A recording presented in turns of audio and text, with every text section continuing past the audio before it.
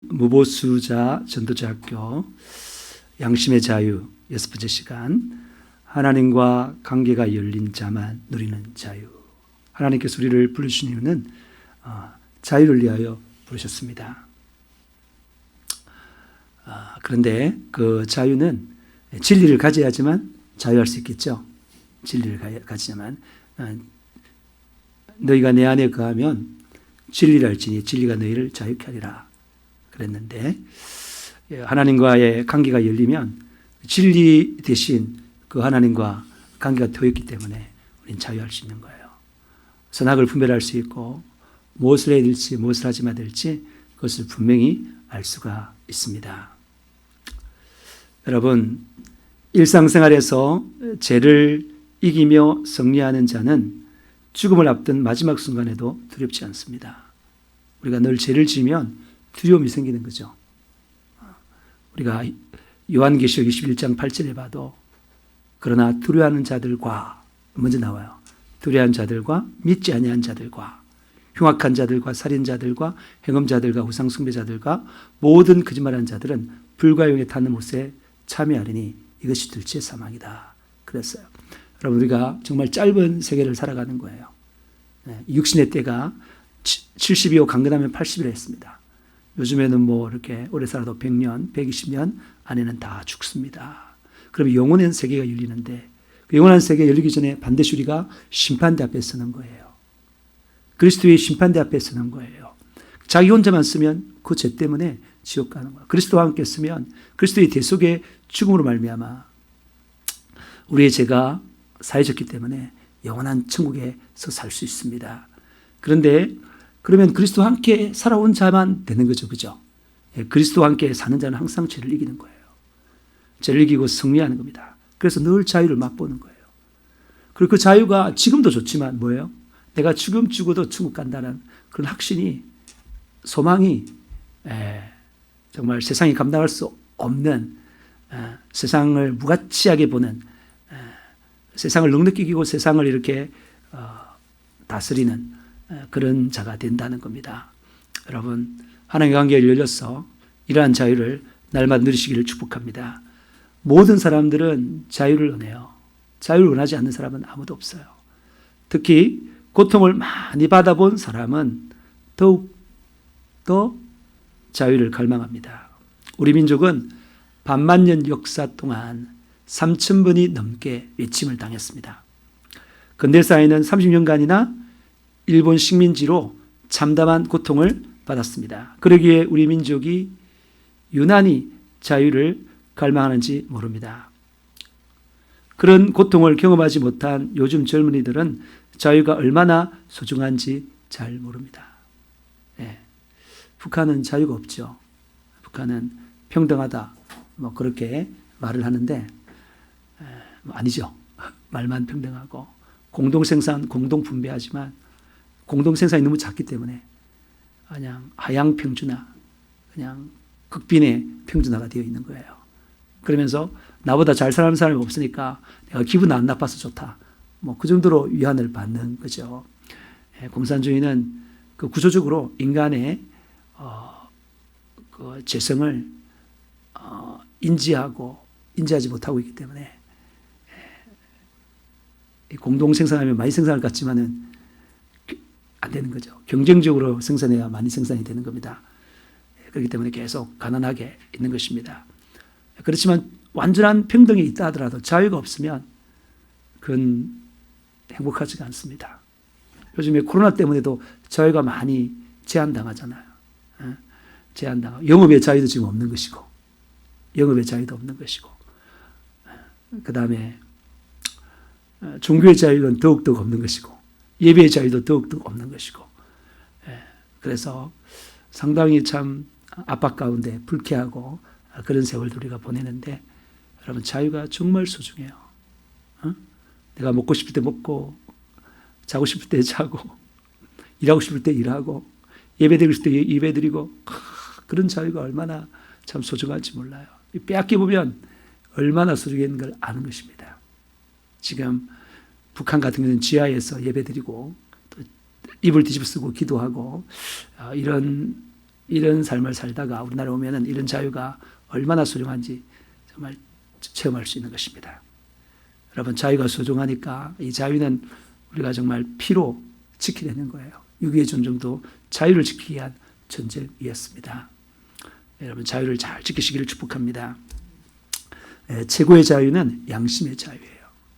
양심불량하면 마음이 참 답답하죠. 나는 이거를 하기 싫은데 누가 강압해서 이걸 하라 그러면 굉장히 그 스트레스를 받죠.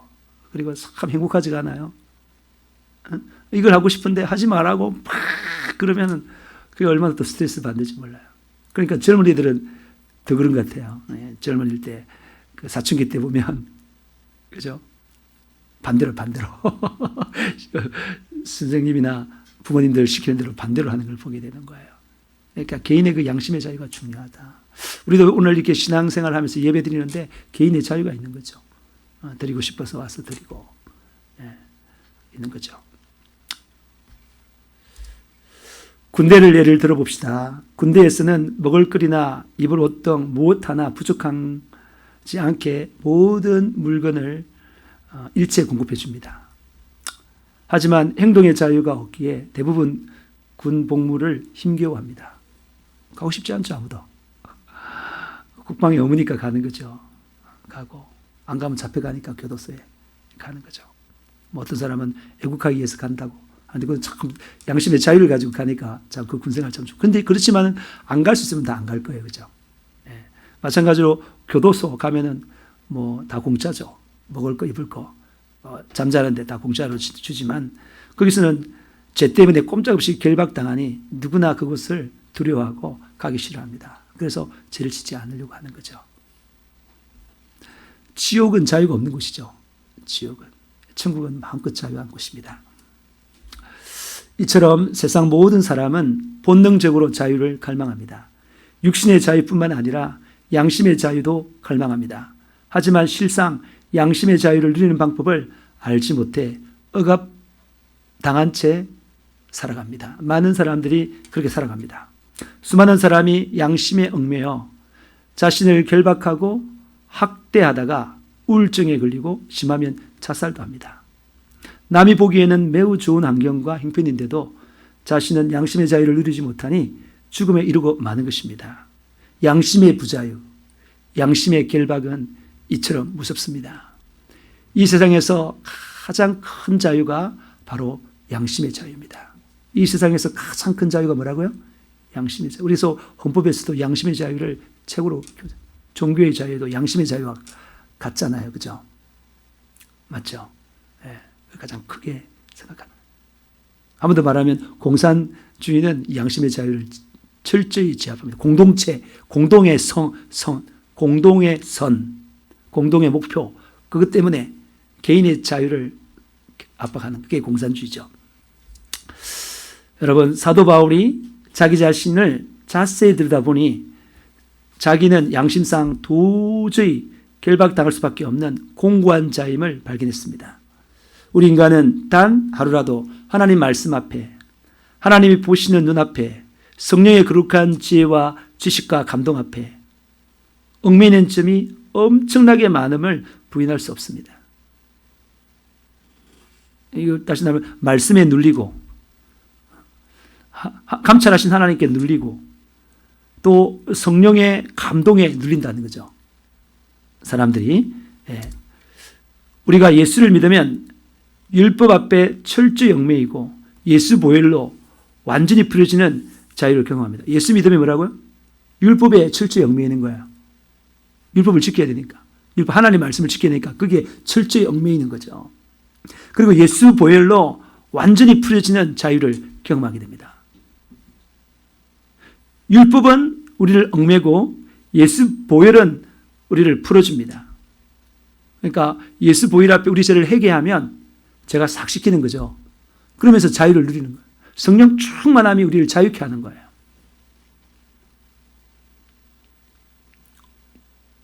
어떤 사람들은 그 스데반이 설교했을 때 사람들이 찔림 받았잖아요. 그 성령의 찔림 아니겠습니까? 그런데 그거에 대해서 굉장히 부자여게 생각하니까 와서 스데반을 돌로 쳤잖아요. 그런데 베드로가 설교했을 때는 성령의 감동 때문에 찔림 때문에 어찌할 거라고 자기들이 그렇게 한탄하면서 어떻게 하면 좋겠느냐 베드로에게 물었어요. 베드로가 예수 믿고 제사함 받으면 성령의 선물을 받게 된다. 그렇게 말하고 했을 때 정말로 성령의 선물을 받고 자유했지 않습니까? 그 질병으로 처절하게 아파본 사람이 건강을 소중하게 여기듯이 처절하게 얽매여 본 사람만이 자유가 얼마나 소중한지 압니다. 우리가 마르틴 루터 영화 봤죠? 그 영화 보면은 막 그 자기 죄 때문에 지옥 갈까 너무나 두려워하잖아요. 그래서 막 번개가 비 오는 날 번개 치니까 무서워가지고 막 지금 죽으면 안 되니까 막 그랬는데 나중에 뭐예요? 복음이 자유를 자유케 하잖아요. 그러면서 종교개혁을 일으키잖아요. 맞죠? 그렇게 하잖아요. 그가 다 맞는 건 아니지만은 어쨌든 그가 얽매였다가 예수 보혈의 그 복음, 예수 공로의 복음을 만났을 때 그가 자유롭게 되었습니다. 예모보다 중심을 보신 하나님 잘 아시죠? 우리 하나님은 전지전능하신 하나님이시고 진실하신 하나님이시니까 예모로 보고 판단하지 않습니다. 우리 인간은 부족하기 때문에 예모로 보고 판단하기 때문에 우리가 많이 실수를 많이 하잖아요. 사람을 잘못 분별할 경우도 많지 않습니까? 그런데 우리 하나님은 중심을 보기 때문에 틀림없습니다. 우리가 밥을 잘 먹고 잠을 잘 자고 예배를 자유하게 드린다면 이는 엄청난 자유를 누리는 셈입니다. 그런데 자유가 있어도 누리지 못하는 사람은 무엇인가 얽매여서 자기를 스스로 결박하고 있는 것입니다. 가난하다고 결박당하고 남만큼 배우지 못했다고 결박당하고 남처럼 예쁘지 않다고 결박당합니다. 스스로 예수 없이는 비교해가지고 내가 가난하니까 아이고 그 가난은 크게만 초점 맞춰가지고 결박당하잖아요. 부해지고 싶다 그게 결박당한 거잖아요. 그리고 다른 사람들은 뭐 이렇게 교육을 받는데 나 자기를 못 배웠다고. 나 이러면 난 더 배우고 싶은데 나 좀 더 좋은 대학 나올 걸, 대학원도 나올 걸, 박사도 딸 걸 이러면 매이 있는 거예요. 이게. 그죠? 저 이쁜데 저 연예인들 예쁜데 나는 왜 이렇지? 그러면 거기에 매여 있는 거예요. 또 키가 작다고 스트레스 받으며 결박당합니다. 넉넉히 자유를 누릴 수 있는데 왜 본인이 스스로 결박당해서 그토록 부자유합니까? 왜 이런 데 얽매여가지고 스스로 부자유합니까? 하나님은 사람을 예모로 보지 않으시고 그 중심을 보십니다. 사무엘이 하나님의 지시를 따라 이세 아들 중 한 명에게 기름을 부으려고 이세의 집에 찾아갔습니다. 사무엘은 사람의 눈에 예모가 준수해 보이는 자에게 기름을 부으려고 했습니다. 하지만 하나님께서는 반대하셨습니다. 사람의 눈으로 볼 때 제일 못난 막내 아들 다윗이 사무엘 앞에 섰을 때에 하나님께서 기름 부으라고 감동하셨습니다. 다윗이야말로 하나님과 중심이 맞아서 하나님께서 언제든지 필요할 때 불렀을 사람이라고 하셨습니다. 이렇게 하나님은 하나님 자신의 자유를 찾으십니다. 우리도 자유를 막 갈망하지만 하나님도 자유를 갈망한다는 거죠. 그래서 하나님이 우리한테 시켰을 때 우리가 순종하면 하나님 자유를 누리는 거예요. 근데 우리가 불순종하면 뭐라고? 하나님 결박당하는 거예요. 불순종하면 얼마나 마음이 아프겠어요. 노아의 때에 막 그들이 영적으로 살지 않고 너무 육신적으로 사니까 하나님께서 한탄하시고 후회하시고 그랬잖아요. 오직 하면 썰어버리겠다라고 말했습니까? 그만큼 그 하나님의 그 양심이 부자유하셨다 이 말입니다. 여러분, 우리가 서로도 자유를 할 수 있는 거예요. 서로에게 우리가 말할 때 그 사람의 말을 들어주면 자유합니다. 들어주면 상대방으로 말하면 내가 자유해지는데 그 사람이 계속 덤벼들면 대적하면 정말 부자유합니다. 맞습니까? 우리가 자유를 누릴 뿐만 아니라 우리가 같이 살고 있는 다른 사람들 향해서 자유를 누릴 수 있는 겁니다. 담임 목사와 성도들 간에도 그런 자유와 부자유가 존재하는 것입니다. 성도들 간에도 그런 가족 간에도 존재하는 거예요. 근데 중요한 것은 우리가 자유가 그만큼 소중하듯이 이게 말하는 게 뭐예요? 우리가 자유가 소중합니다. 소중합니다. 근데 하나님의 자유도 너무나 소중합니다.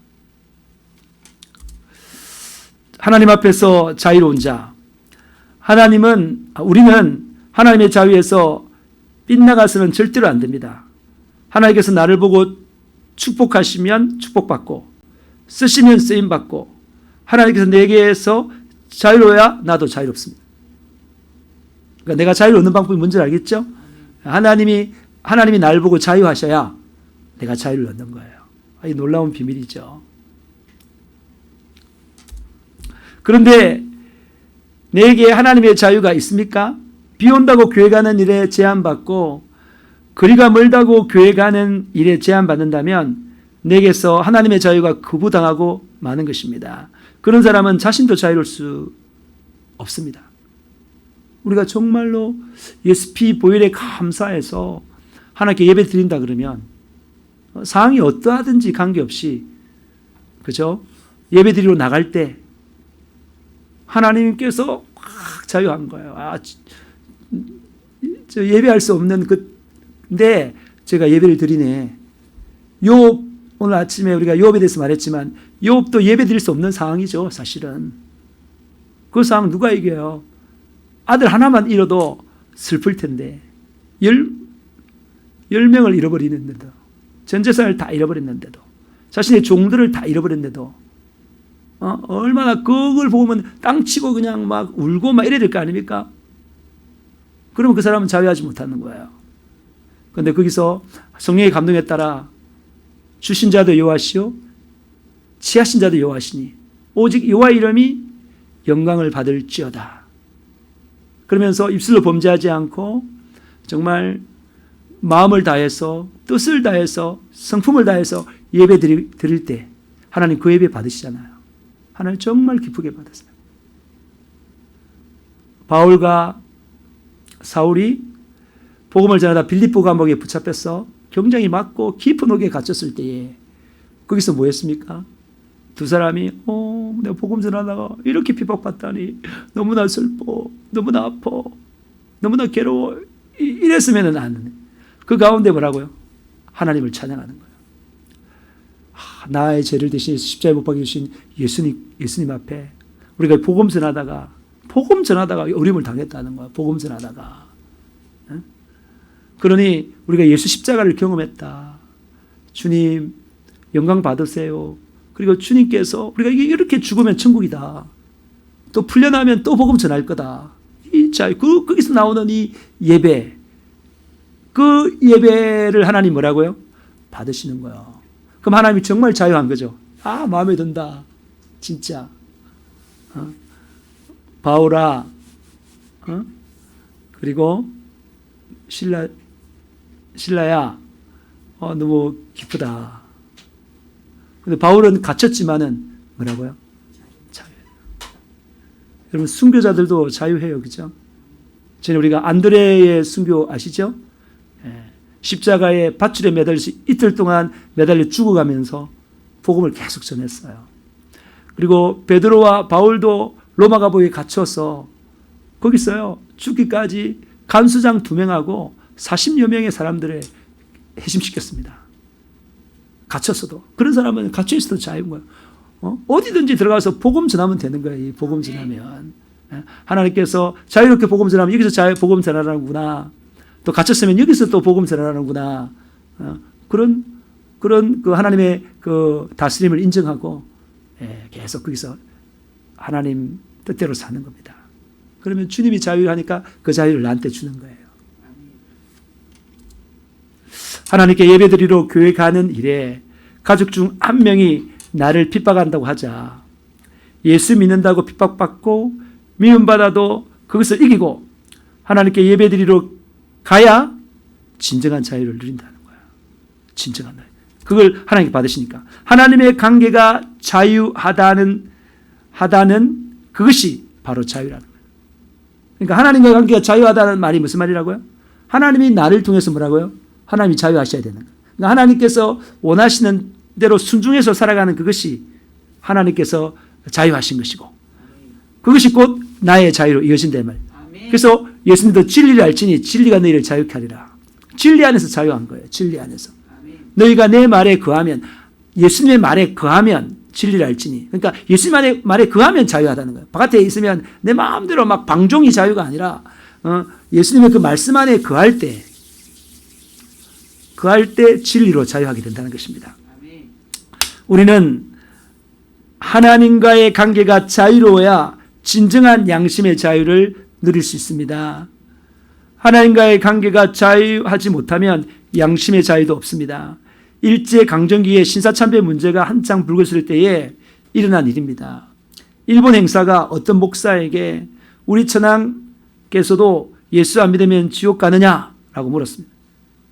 뭐라고요? 일본 순사라 그래요. 순사가 어떤 목사에게 야, 우리 천황이 있는데 우리 천황도 예수 안 믿으면 지옥 가냐? 물었습니다. 근데 그 목사님이 뭐라고요? 천황이라도 예수 믿지 않으면 펄펄 끓는 지옥 불못에 간다 라고 담대하게 말했습니다. 누가 자유한 사람입니까? 예, 이 자유한 사람이죠. 죽음도 초월하잖아요. 일본 행사의 칼날 앞에서 잔인하게 죽임 당할 수 있는 그런 상황이었습니다. 그런데도 옳은 말을 당당하게 하는 그것이 바로 진정한 자유입니다.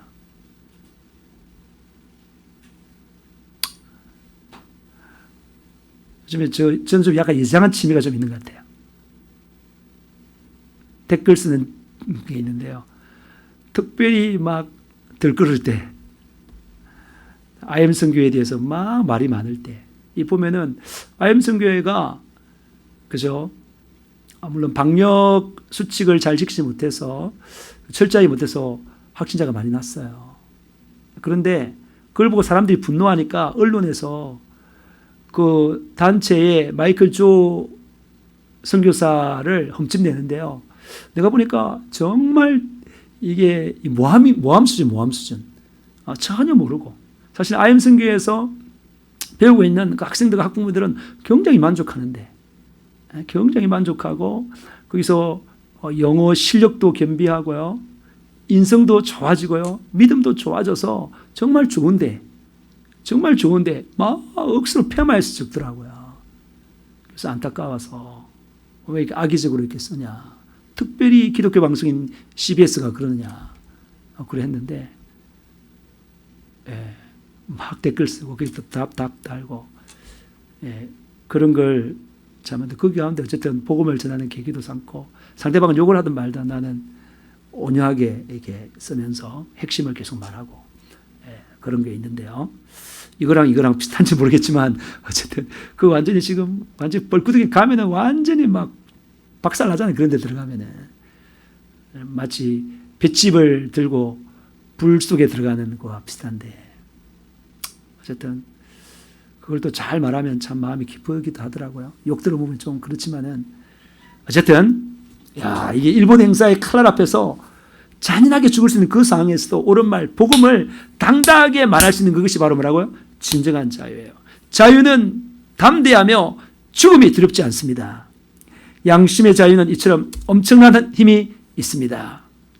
여러분, 하나님과의 관계가 열려서 정말 자유로운 사람이 되시길 바랍니다. 하나님께서 말할 때 자유로의 자기를 드림으로 말미암아 하나님이 자유를 누리시고, 그런 말미암아 우리도 진짜 자유를 누리는 그런 뭐라 그럴까? 진정한 자유, 수준 높은 자유, 그 자유를 다 함께 누리는 저와 여러분 되시길 주님으로 축복합니다. 이 시간 주여 삼창하면서 정말 내가 하나님께 자유케 하지 못했던 그런 모든 삶에 대하여 하나님 앞에 자복하며 나아가서 이제 순종함으로 말미암아 하나님을 자유케 하고, 그로 말미암아 나도 자유하는 그러한 자가 되게 해달라고 애절하게 기도하시겠습니다. 주여 삼창 부르며 기도하겠습니다. 주여.